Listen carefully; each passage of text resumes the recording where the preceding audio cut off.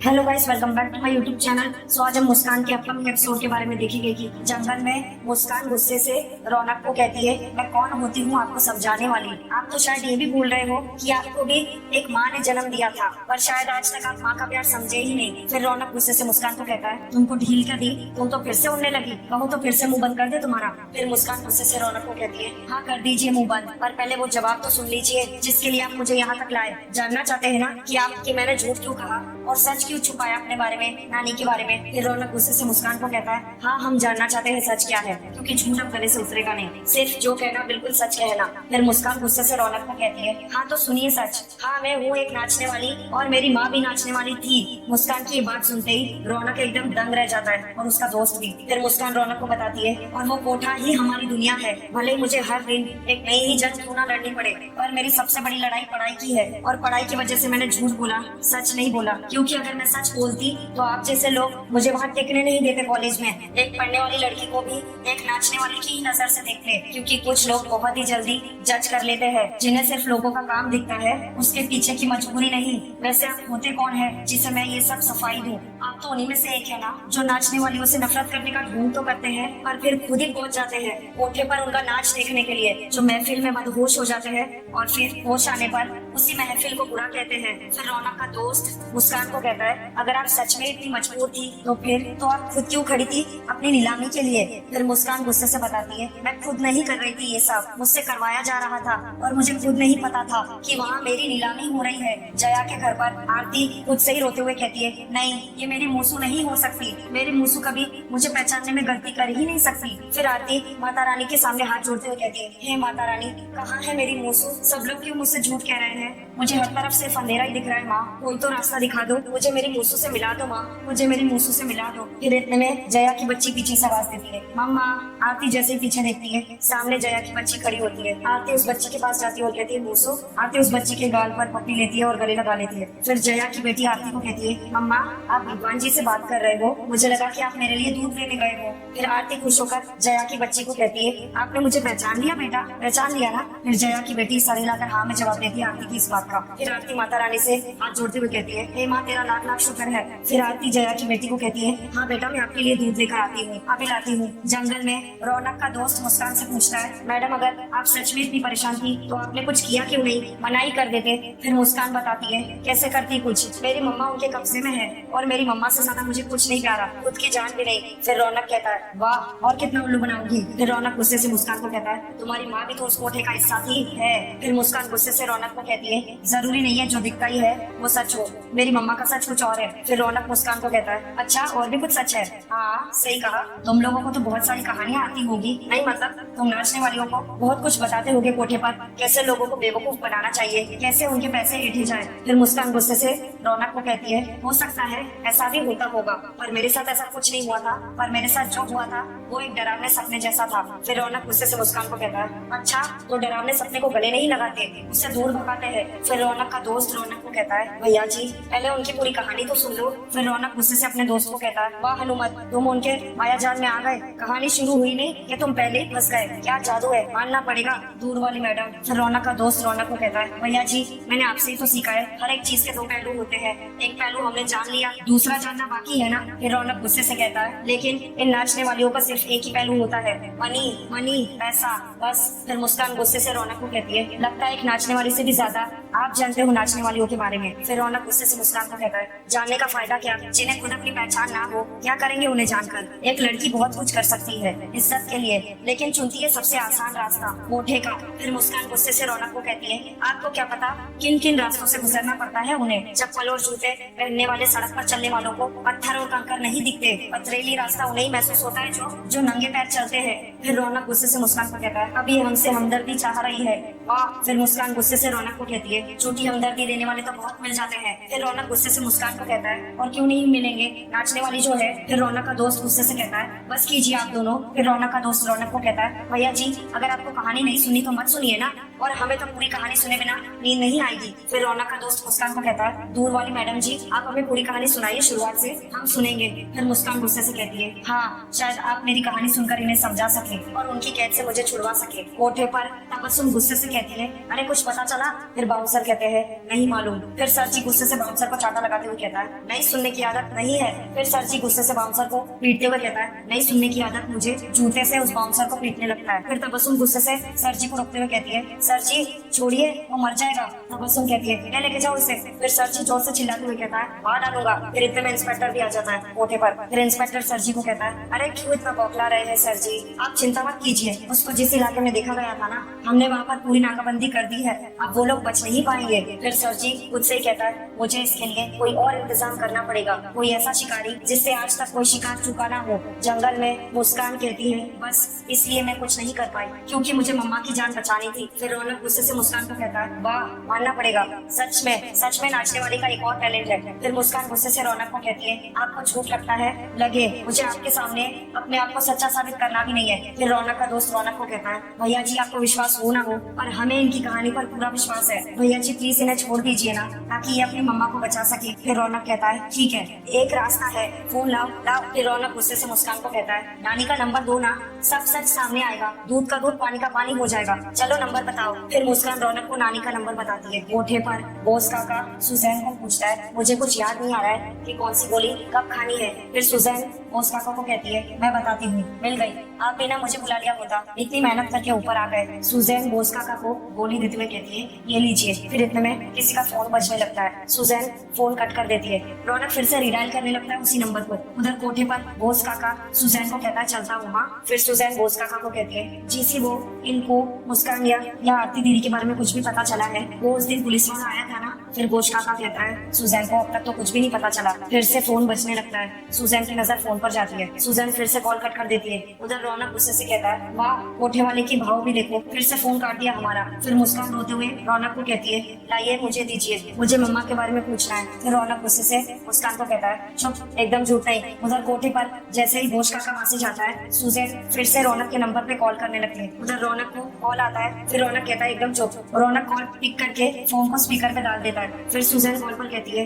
Hello आप कौन बोल रहे हैं? फिर मुस्कान घबराते हुए कहती है, सुजैन मासी मैं मुसू। फिर सुजैन खुश होकर कॉल पर कहती है, मुसू तू ठीक है ना, कहाँ है तू? फिर मुस्कान घबराते हुए कॉल पर कहती है सुजैन को, मासी मैं ठीक हूँ, आप कैसी हो? मम्मा कैसी है? फिर सुजैन कॉल पर मुस्कान को कहती है, हम लोग ठीक है, मैंने तेरी मम्मा को एक सेफ प्लेस पर पहुँचा दिया है, तू टेंशन मत ले ठीक है? फिर मुस्कान सुजैन को कॉल पर कहती है, मासी वहाँ चल क्या रहा है? फिर सुजैन मुस्कान को कॉल पर बताती है, पूछ मत मुसू, ये लोग तुम लोगों को पागल कुत्तों की तरह ढूंढ रहे हैं, तो भूल कर भी यहाँ मत आना, क्योंकि अगर तू आ गई तो ये लोग तेरे साथ वही करेंगे जो करना चाहते थे, और उन लड़कों को भी ये लोग मार ही डालेंगे। लेकिन भगवान का लाख लाख शुक्र है कि उस लड़के को तेरे लिए फरिश्ता बनाकर भेजा, अगर वो नहीं आता तो सब गड़बड़ हो जाती। फिर मुस्कान कॉल पर सुजैन को कहती है, मासी मुझे आप लोगों की चिंता हो रही है। फिर सुजैन मुस्कान को कॉल पर कहती है, ओसू मैं एकदम ठीक हूँ, तू मेरी चिंता मत कर, बस तू अपना ध्यान रखना और भूल कर भी कभी भी इस कोठे पर कदम मत रखना। चल मैं फोन रखती हूँ, इसके पहले कि कोई यहाँ आ जाए। सुजैन जैसे ही पीछे मुड़ के देखती है, सरजी ने सारी बातें सुन ली होती है सुजैन की। सरजी सुजैन के हाथ से फोन ले लेता है और उसे चुप रहने का इशारा करता है। फिर सरजी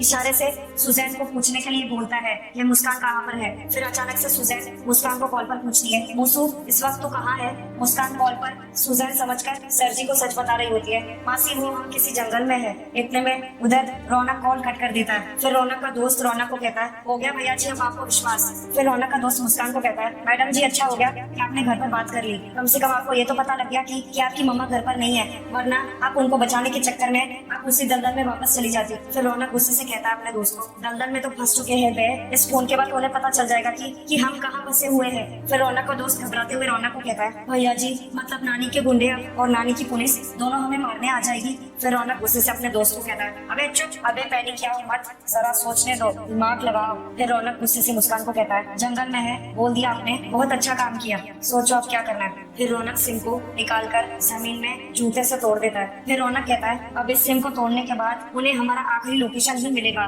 वो यहाँ आएंगे जरूर लेकिन उन्हें मिलेगा कुछ नहीं, ठेंगा। फिर रौनक का दोस्त खुश होकर रौनक को कहता है, वाह भैया जी आप तो बड़ा ही सीबीआई वाला दिमाग लगाए हैं, देखा ऐसे ही हम इन्हें अपना भगवान नहीं कहते। फिर रौनक गुस्से से अपने दोस्त को कहता है, ए भगवान बाद में मानना हमें, चलो इससे पहले कि वो शैतान यहाँ आ जाए। फिर रौनक गुस्से से मुस्कान को कहता है, और तू अब अपने रास्ते और अब हम अपने रास्ते, चलो। इतना बोल के रौनक और उसका दोस्त वहाँ से चले जाते हैं। फिर मुस्कान भागने लगती है। उधर कोठे पर सरजी कहता है, ये नंबर भले ही मेरी पहुंच से बाहर हो, लेकिन वो ज्यादा देर तक मेरी पहुंच से बाहर नहीं रह पाएगी। फिर सरजी गुस्से से सुजैन से पूछता है, बोल और क्या क्या बोला उसने, बोल। फिर सुजैन सरजी को कहती है, आरती दी के बारे में पूछ रही थी, उससे पहले कुछ बोल पाती, आप आ गए। फिर सरजी सुजैन को कहता है, झूठ बोल रही है तू। फिर सरजी गुस्से से सुजैन का हाथ मोड़ते हुए कहता है, बोल बोल, नहीं तो तेरा हाथ तोड़ दूंगा मैं अभी। फिर सुजैन रोते हुए सरजी को कहती है, सच में सरजी, मुझे कुछ नहीं पता सरजी। फिर इतने में तबस्सुम आ जाती है। वो पूछती है, क्या वो सरजी, अब क्या किया इसने। फिर सरजी तबस्सुम को बताता है, मुस्कान का फोन आया था तबस्सुम, और वो यकीनन दोबारा फोन करेगी, और ध्यान रहे तबस्सुम,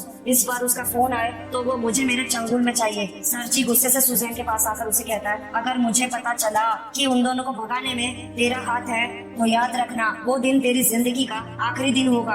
जंगल में रौनक और उसका दोस्त चल रहे होते हैं। फिर उसके पीछे मुस्कान भी भाग कर आ जाती है। रौनक जैसे पीछे मुड़ के देखता है, उसके सामने मुस्कान खड़ी होती है। रौनक मुस्कान से पूछता है, कहाँ, रेल डब्बे की गाड़ी की तरह पीछे पीछे कहाँ आ रही है, चलिए जाइए। फिर मुस्कान रौनक से पूछती है, मैं कहाँ जाऊँ। फिर रौनक चौंकते हुए मुस्कान को कहता है, कहाँ जाऊँ, जहाँ पहले जाना चाहती थी, जहाँ बहुत जाने का मन कर रहा था, वहाँ जाइए, चलिए जाइए। फिर मुस्कान रौनक से पूछती है, मुझे यहाँ से बाहर निकलने का रास्ता नहीं पता, और आप लोग मुझे यहाँ लाए थे ना, तो आपको ही निकालना होगा यहाँ से। फिर रौनक गुस्से से मुस्कान को कहता है, चुप, नाचने वाली होकर हम पर हुक्म चलाएगी, जहाँ जाना है जाओ, हमारे सर पर मत आओ। फिर मुस्कान रौनक को कहती है, मैं ऑर्डर थोड़ी ना कर रही हूँ आपको, मैं तो विनती कर रही हूँ, मुझे सच में यहाँ के रास्ते नहीं मालूम, प्लीज बाहर तक छोड़ दीजिए, फिर मैं अपना रास्ता खुद बना लूंगी। फिर जैसे ही रौनक जाने लगता है, फिर मुस्कान गुस्से से रौनक को कहती है, तो फिर फर्क ही क्या है आप में और उसमें। फिर रौनक गुस्से से मुस्कान से पूछता है, किसकी बात कर रही हो। फिर मुस्कान रौनक को बताती है, वही जिसने मुझे खरीदा था, ना उसने मेरी मर्जी पूछी ना आपने, एक का मन किया तो खरीद दिया और दूसरे का मन किया तो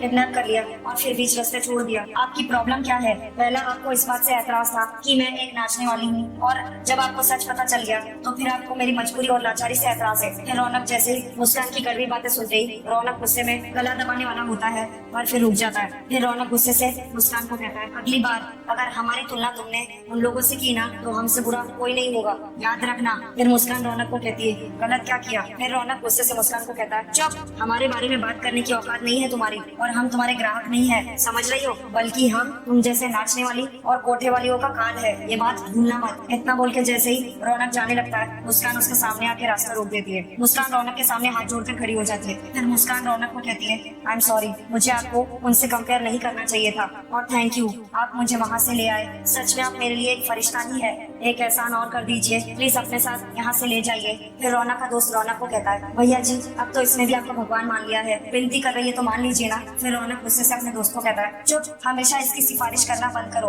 भैया जी भैया जी। फिर रौनक मुस्कान को कहता है, ठीक है, क्योंकि वो कह रहा है मान लेते हैं, शहर तक तुम्हें छोड़ देंगे, लेकिन उसके बाद अपना इंतजाम खुद कर लेना। फिर रौनक अपने दोस्त को कहता है, चल वे। कोठे पर इतने में वीआईपी आता है और चिल्लाते हुए कहता है, मुस्कान कहाँ है, मुस्कान कहाँ छुपा कर रखा है मुस्कान को। फिर तबस्सुम कहती है वीआईपी को, अभी अभी तो आए हैं, थोड़ी बातचीत कीजिए। फिर मुस्कान का नाम जपिएगा। फिर वीआईपी गुस्से से तबस्सुम को कहता है, अपनी बकवास बंद करो। फिर वीआईपी गुस्से से सरजी को कहता है, अगर मुस्कान नहीं है तो पैसे तो है ना, मैंने आज तक मुस्कान पर जितना भी पैसा खर्चा है मुझे सूद समेत वापस चाहिए। फिर सरजी वीआईपी को कहता है, आप थोड़ी शांति रखेंगे, अरे एक शहर के अंदर मक्खी नहीं रह सकती, वो तो एक लड़की है, कहाँ जाएगी बच के, घूम के दिखाऊंगा मैं, सब्र रखो यार। फिर वीआईपी गुस्से से सरजी को कहता है, अगवा होने पर जैसे आपको इम्तिहान है, ताकि आप किसी नई देवता को उसे सौंप दे और सारा पैसा आप ही गटक ले, किसी का हिस्सा नहीं देने का अच्छा तरीका निकाला है। फिर सरजी गुस्से से वीआईपी के गाल पे चाटा लगा देता है। फिर सरजी गुस्से से वीआईपी को कहता है, मैंने आपसे कहा चुप रहिए, चुप। फिर इतने में सरजी कहता है, सपना बाहर आकर इन जनाब को थोड़ी असलियत तो दिखाओ। फिर इतने में सपना आती है दो शेख के साथ। फिर सरजी गुस्से से वीआईपी को कहता है, अगली बार अपनी जुबान खोलने से पहले अपने दिमाग का ढक्कन खोलना, उसके बाद कुछ बोलना, भूखा शेर है ये, लेकिन इतनी भी भूख नहीं है इस सरजी को कि किसी का हक खा सके या किसी का पैसा खाए, जितनी तेरी औकात भी नहीं है ना, उससे ज्यादा ये गुसल खाने में लुटा देते हैं, देख इनका भी पैसा लगा है, लेकिन ये पागल कुत्ते की तरह भौंक नहीं रहे हैं। फिर वीआईपी गुस्से से कहता है सरजी को, आज तक जो नहीं हुआ है वो आज हुआ है, और ये बात हजम नहीं हुई। रही बात तेरी भूख की, वो तो तेरी कभी भूख मिटने नहीं वाली, और उसके लिए तो कुछ भी कर सकता है, और अब देखना इस चाटे का जवाब मैं क्या देता हूँ, ये तू देखना। इतना बोल के वीआईपी गुस्से से वहाँ से चला जाता है। उधर जंगल में तीनों ही रोड पर चल रहे होते हैं। फिर रौनक का दोस्त जैसे ही पीछे देखता है, पीछे पुलिस की जीप आ रही होती है। फिर इतने में रौनक रौनक और मुस्कान भी पीछे देखने लगते हैं। फिर रौनक का दोस्त घबराते हुए रौनक को कहता है, भैया जी आज तो फिर से ससुराल जाना पड़ेगा, अब क्या करें? फिर रौनक कहता है, कुछ नहीं, बस चुपचाप चलते रहो, देखो मत, चलो चुपचाप चलो चलो। पुलिस की जीप उनके आगे चली जाती है। फिर रौनक खुश होकर कहता है, कहा था ना चलो। फिर इतने में पुलिस की जीप रुक जाती है। पुलिस की जीप रिवर्स आ रही होती है। फिर रौनक का दोस्त घबराते हुए कहता है, भैया जी आ गए खातिर करने, अब क्या करें? फिर रौनक अपने दोस्त को कहता है, अबे चुप रहो बे, मैंने किया हूँ मत। फिर रौनक मुस्कान को कहता है, चुपचाप घूंघट नीचे करो और चलो चलो चलो। फिर इतने में पुलिस की जीप उन तीनों के पास आके खड़ी हो जाती है। फिर एक इंस्पेक्टर बाहर निकलता है पुलिस की जीप से। फिर इंस्पेक्टर कहता है, ए रुको। फिर इंस्पेक्टर मुस्कान को कहता है, मैडम घूंघट उठाना जरा, घूंघट उठाइए। फिर रौनक इंस्पेक्टर को कहता है, देखिए बहुत शर्मीली है ये, छोड़िए ना। फिर रौनक मुस्कान को कहता है, चलो चलते हैं। फिर इंस्पेक्टर गुस्से से रोकते हुए कहता है, ए रुको। फिर इंस्पेक्टर लेडी कांस्टेबल को इशारा करता है। लेडी कांस्टेबल मुस्कान के पास आकर उसका घूंघट उठा देती है। इंस्पेक्टर अपने फोन में तस्वीर देखता है मुस्कान की और सामने खड़ी मुस्कान की तरफ देखने लगता है। मुस्कान को देखते ही इंस्पेक्टर बहुत खुश हो जाता है। सो गाइस, आज का मुस्कान का एपिसोड यहीं पर समाप्त होता है। Thank you for watching.